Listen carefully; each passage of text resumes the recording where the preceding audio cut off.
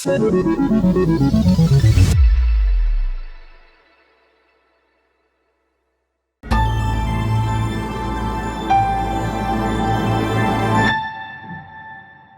friends, I'm Les Mood, your host. Welcome to the Destination for Innovation series brought to you by the City of Bakersfield and GreenTech Network. Today we're in beautiful downtown Bakersfield with a community leader and entrepreneur, owner and founder of Locale, which is where we're at today.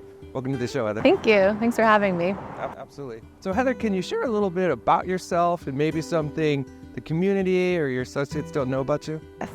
So I'm originally from Massachusetts, and I like to tell people that because oftentimes people think that I've been here for a substantial amount of time, and I'm still relatively new. I feel like as a East Coaster, I have a much different outlook on life, and raised in an Italian family. My energy and my outlook on food and just like culture is a little bit broader, I think, than the standard California mindset. So I've been exposed a lot to different cultures as a child and diverse communities growing up in Worcester, Massachusetts, and then I went to school in New Haven, Connecticut, lived in a pretty large city there, and so I've lived in two fairly large cities, and as a result of that I've ended up in Bakersfield, which is still also a large city and I feel like has a little bit of a small town kind of vibe. So I think my background and my upbringing has really created this unique platform for me to connect and relate to people within our community. And from a cultural standpoint, something that somebody might not know about me, when I was a baby, I was actually born with craniosynostosis, which is my skull, my suture in my head closed much sooner than it should have. As a child, you get that soft spot. And I had an emergency surgery when I was 6 months old. And so as a result of that, they were able to prolong my life. If I hadn't had that surgery, I would have only lived until I was 7. Wow. 7, which is kind of miraculous, I think. Well, I'm glad you're here and that we have modern technology, and actually your Italian background might explain your expertise in food. And it is surprising that you're not from here, as well known as you are in the community that you have. So I'm curious, where would you say the journey began for you in what you're doing today? So when I was a kid, my great-grandmother, her name was Grandma Bessie, she taught me how to bake. And so she would be like, oh, I'm gonna take a little bit of this, a little bit of that. She wouldn't use a recipe. And it taught me to think innovatively at a really young age. And when I was 6, I got an easy bake oven from my uncle. And so I started to implement that practice with this little baby light bulb oven that was not a real oven by any means. And I wouldn't follow recipes. And my dad would always make fun of me, and he'd be like, Skip, he calls me Skippy. You can't just make up things, And I was like, but Dad, it's working. Every time I add a little bit of this, a little bit of that, it makes the recipe better. And so it just started training my mind into thinking outside of the box. And especially from a recipe perspective, these little boxes are tiny and they have all the steps that it would take to have a successful brownie. And I would be like, well, I could add a little bit of nuts, maybe some chocolate chips, maybe I'll get some frosting and put that on top 5 minutes into it and just a couple minutes before it comes out. And so it started to push my mind. Really, that's amazing. Yeah, the unconventional path really might explain the fusion of food that you have here, very unique cuisine. I'm curious what you would explain or how you would explain what you're doing today. Here at Locale, maybe some other things you're involved in? Today I'm in a space that has been evolving. I started the business in 2015, and as a result of that, I've just taken little steps to kind of end up to where we're at today. So my original thought was I would have a wine bar. I would do wine and cheese pairings. This was 2014. I had an opportunity to purchase a wine bar in town, and I thought okay, this is my calling. I know how to pair food well. I'm really excited about wine. I have a passion for it, and small bites and wine with small bites and wine and small bites and beer are something that a lot of people I feel like would be excited about.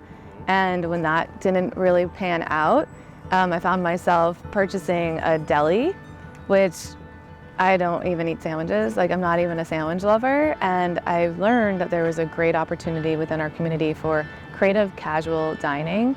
So it kind of transitioned from there. And I started right around that same time, I started to investigate food from a health perspective.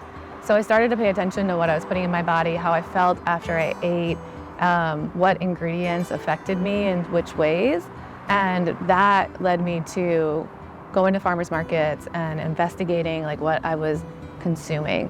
And from there I learned about processed food and the benefits of eating food that was locally sourced or just naturally derived, like without modifications or artificial food colorings and dyes, and just led me to creating this like gourmet food experience with real ingredients versus boxed items or processed foods that have long shelf lives. And from there, I just turned it into like an opportunity to connect with community members and for me to be able to give other people a platform to succeed. I noticed that I was able to do the things that I did well enough on my own. And then as I started to get comfortable in that space, I was able to reach out to other people that were doing things really well and started introducing them into my space. And that's when the transition happened from it being the deli that wasn't mine into Locale Farm to Table. And so we don't source every single ingredient from farmers. We try to figure out ways to connect with people that are doing things really well in our community and then paying attention to what's locally sourced and what's in season. So we'll use seasonal, sustainable, and organic ingredients whenever we have opportunities to do so. It's really neat, and actually I appreciate how you work with the community, and I'll be curious your thoughts on that. We'll ask in a second, but for now, you've been through a lot and you've made a lot of steps to get to where you are. I'm curious if you have any struggles you'd like to share and maybe some triumphs associated with them. Of course. So I laugh because I feel like struggle is just a part of owning a restaurant. I think every business owner can connect with this. I don't look at my days as, oh, how great is tomorrow gonna be? I look at my day as like, every day is an adventure and I don't know what it's gonna bring. And before I go to bed, I try to set intentions for my day the next day. Like, okay, I'm gonna wake up and I'm gonna have a good attitude and I'm gonna figure out a way to create like a win-win situation for whatever situation I'm in. I think of these little things, right, to set myself up for success. And I know that no matter what happens, as long as I can figure out a way to like breathe and like take time to process whatever's happening, even if it's just like taking a quick breath and like stepping away from something in a unexpected situation, I found it to be a little bit more helpful. I know that struggle has also been something that I've looked at as like a challenge from like a game perspective. So in my life, when something has happened that has been unfavorable or just difficult, I've looked at it as a way for me to like level up in a sense. So what can I learn from this before it even is over? Like, what am I learning? And then how can I react in a way that was going to be a little bit more beneficial to myself, my future self? So I look at ways to just overcome things from a like, this can be fun moment. So I remember one time when I first, this is probably like 3 years into the business, there was a neighbor that was looking to purchase this property, and they were in closing talks with the landlord. And they came to me and they were asking me about menu ideas, and they were wanting to collaborate in some sense. And ultimately it didn't work out, and I ended up having an opportunity to purchase this building. And in the long run, it was something that panned out fine. In that present moment, it felt like, oh my God, so this guy's gonna come in, he's gonna be my landlord. I don't know if he's gonna be okay with me painting the building, if he's gonna be okay with me doing stuff in the parking lot sometimes for like community building events. Like, this is an uncertain time for me. And just by me like taking that time to just step away, breathe, like consult with some friends, get some second opinions, and then come back to the situation, I was able to buy myself some time and then put myself in a position to purchase the building, which was a struggle for me at one point because, I was just a new business owner and I didn't have as many resources as I would have hoped to have had at that current time. And I did have enough resources to figure out a way to make it happen. And I feel like getting creative in those types of situations is really what makes or breaks someone. And so I was able to channel some of the conversations that I had over the 3 years that I had been in business at that time to connect with people that were investors that were able to put me in a position to purchase the building. And now I have an opportunity to do greater things because I own the space instead of being under the arm of somebody and their dreams and their desires and their wishes for a space. Well, I'm really glad that you own the building, and it's great, that you went through that process to get to this point, because you've done a lot of amazing renovations, and it's very beautiful to art. And then, I think that you being able to do that really is, it's a great example. And so I'm glad that that option is here for our community and what you've done. So I'm curious if you have any advice that you'd like to share with the community here, community online. Plain straight up advice. Yeah. I feel like something that I've learned in the last year has been that I'm stronger than I think I am, and I don't have to do things alone. And I know as an independent woman, as a person who's been in business for some time now, I've learned that I've always done things as a creative. I'm an artist, and so as a creative, I've always relied on myself to do the things that I need to do. And being in a business, relying on people, has shifted my mindset around the bigger picture. So leaning on people to enroll them and to find people that are passionate about similar things that I am. So finding that core group of people who just believe that it doesn't take a lot of energy. It's more of this organic kind of connection where we have similar interests and goals and mindset, and putting those people in my circle has been something that's been really beneficial for me. I know that when I've gone through some of the hardest times have been when times that I've had people in my circle that maybe just weren't good fits, and I was trying to fit a round peg in a square hole kind of thing. Whatever that saying is, square peg in a round hole, other way around. Yeah, so I feel just believing in myself and leaning on other people for support and being humble and vulnerable enough to be able to ask for help. Yeah, I think that's really powerful. When you're talented and you have a lot going on for yourself, you can get a lot done, but it sounds like from your experience, you're able to get more done to community, and that's really great to hear. And being vulnerable in the process is really the key to bringing those people together and being humble, so I appreciate that. Yeah, I feel the vulnerability piece is something that doesn't come naturally. I think that over time there's been this stereotype around sharing emotion and being weak versus sharing emotion and showing vulnerability.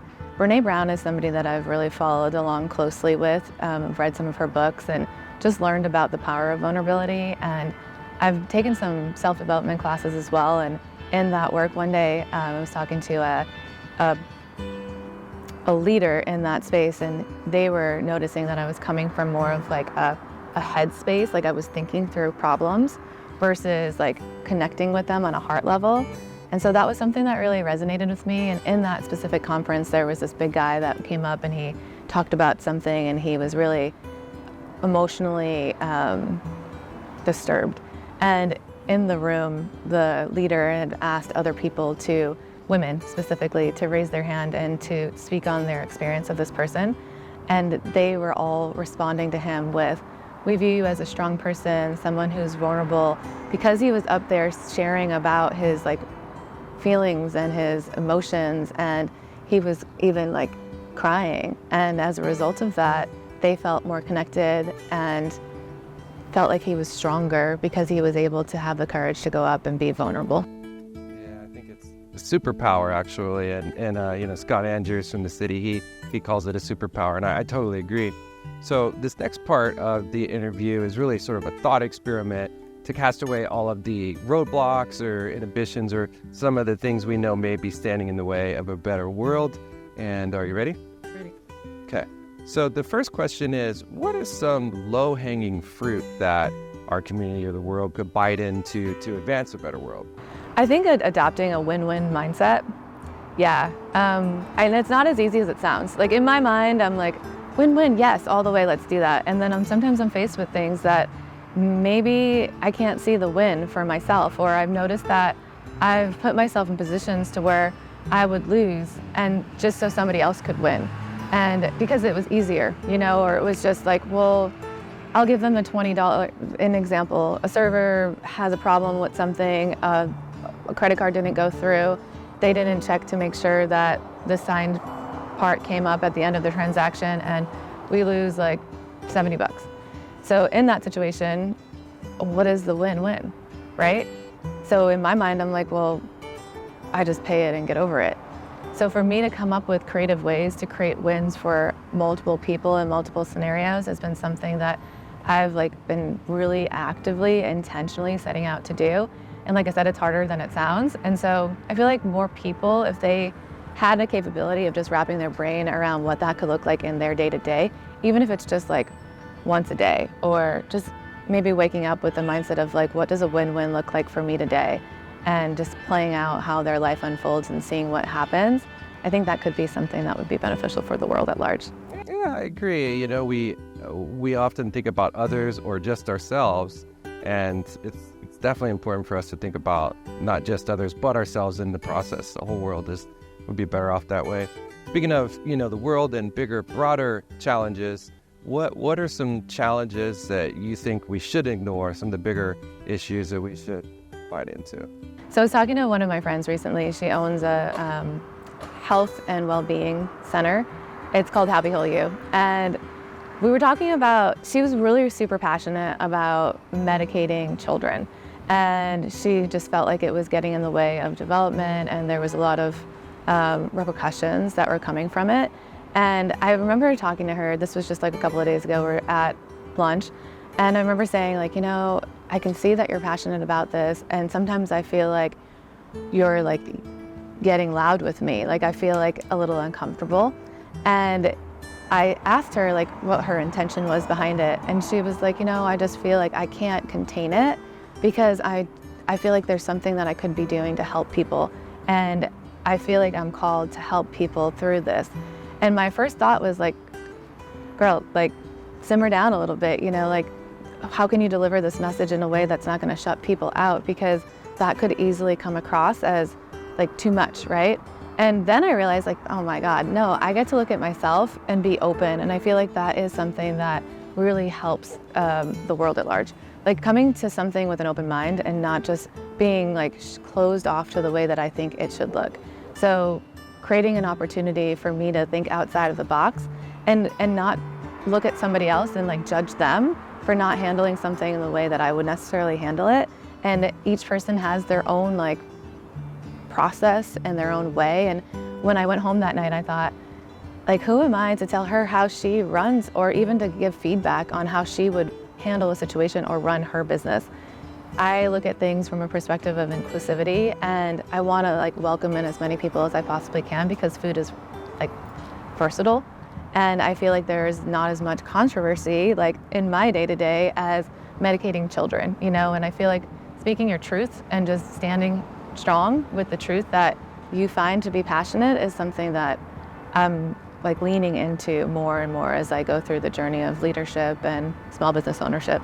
Well, I really appreciate that, because big, broad change really starts with us, and inclusivity is extremely important. By the way, I love how you used the food analogy, simmering, for your answer there. Yeah. So, again, I can't emphasize enough for the audience how much of a community you've built around Locale. So I'm curious what role you view community to play in advancing a better world. What role? To play in advancing a better world. Yeah, so I feel like community is kind of an extension of family. And within our communities, there's all of these families, and every single person has an opportunity to go outside of their home and connect with people on a scale that's larger than the four walls of their home. And I look at the community like a way for me to connect with people, not only for myself, for them as well. And with the restaurant specifically, I started to think about, okay, if I have this platform on Instagram or through Facebook or through other channels and whatnot that I've created within myself, then how can I leverage the things that I've done in my life to help other people grow? And I feel like just by doing that, it's opened up so many doors for me. There's a really interesting story that I'd love to share. Yesterday I was here, I was meeting with one of my chefs about menu planning and an event that we're hosting. And this guy came in and he was like, hey, I wanted to interrupt and I didn't want to interrupt. I see you're in a meeting and do you mind if I just share something with you? And I said, sure. He's like, well, Heather, about 4 years ago, I came into the restaurant with my wife. We were traveling from San Francisco and we were just stopping by. My wife and I were traveling from San Francisco and we stopped by your restaurant. We found you online and you had a conversation with us. And that conversation shifted our lives. And he's like, I wanted to tell you that I took your advice. You said that Bakersfield was an up and coming city and that it would be really beneficial for me to figure out a way to invest in this community in some way. And he's like, I purchased a property in City in the Hills and I've been renovating it. And as a result of that, I was going to rent it out. And my wife and I just had our first baby and we're actually considering moving to Bakersfield. He's like, not only were you right about the investment, you were right about the community on a lot of levels. And this community, he's like, just through doing the renovation and the work that we've done, he's like, I was able to develop a relationship with the people that I started to do this renovation project with. And I realized that Bakersfield is really unique. And he was like, I just wanted to come here and tell you that you really made a huge impact on our lives. And I wanted to thank you. And so this was just a casual conversation that I had with somebody. I just was bringing out their food, talking to them. I like to ask people questions about their lives and where they're at in their lives. And that resulted in somebody moving, or he just told me he's also, instead of renting it, he's considering moving into that space and making Bakersfield his home. And last night I was talking to one of my team members. She's a server here. She's getting married and so we were talking about some wedding planning stuff. And she told me the story because she also was able to experience that. And then this girl that I work with as well, she's an organizer. We were on the phone and she was like, I was eating lunch in here and he was telling my son, her son's 3, that that Bakersfield is a beautiful place and it all stemmed from just a simple conversation. So I feel like community can look lots of ways. It could just be showing up and being vulnerable, having conversations, asking questions. And it can also mean bringing people into a space that maybe inviting people into a space or a business that maybe wouldn't normally be a reflexive, reflexive fit. That's really amazing. I'm glad you shared that story because, we're here thanks to the city of Bakersfield with the Destination for Innovation campaign, and to hear about folks from San Francisco moving here and how food is bringing people together is really inspiring, and I'd love to see more of that. So thanks for sharing that. So at the end of your career, when you're looking back, what would you like to see as a result of all of your efforts in the world? What would you like to see the world look like? That's a great question. So I have this idea to start an art and science discovery center, and I want it to be something that would be for children and adults. And I feel like everything that I've done up until this point in my life has led me to where I am right now. And so from a business standpoint, I've been involved in businesses throughout my life. My parents were entrepreneurs as well and started small business. And then from there, I've had a few different businesses besides the restaurant. And my ultimate goal always is just to use my own creativity to inspire others to think bigger and to step outside of the box and to be comfortable with being uncomfortable, which I feel like is a underrated power. Being uncomfortable to do things that maybe I haven't done before. Sometimes I'll just get crazy nails because they're not really in line with this classy vibe that I would be going for typically, and it's out of the box, and I like to see how it feels to try something new. So changing the way that I look at things from a day-to-day perspective and creating opportunities for myself to be uncomfortable, to propel myself forward, to do things that are unique or different. I'd like to think that somewhere along the way that I could influence people to do the same thing. And I also like to think that through creativity and like just spreading the beauty of creativity could also hopefully inspire people in my wake. Well, you're using a lot of words I like too, and creativity I can totally agree with. Something that we're, part of this exercise, this conversation is about trying to figure out, how do we move forward together and leave no one behind? So I'm curious if you think a just and equitable energy transition, which could look like, could be anything really, opportunity is if it's possible, and if so, how? So about 3 months ago, I decided that I was going to start a downtown business owners meetup group.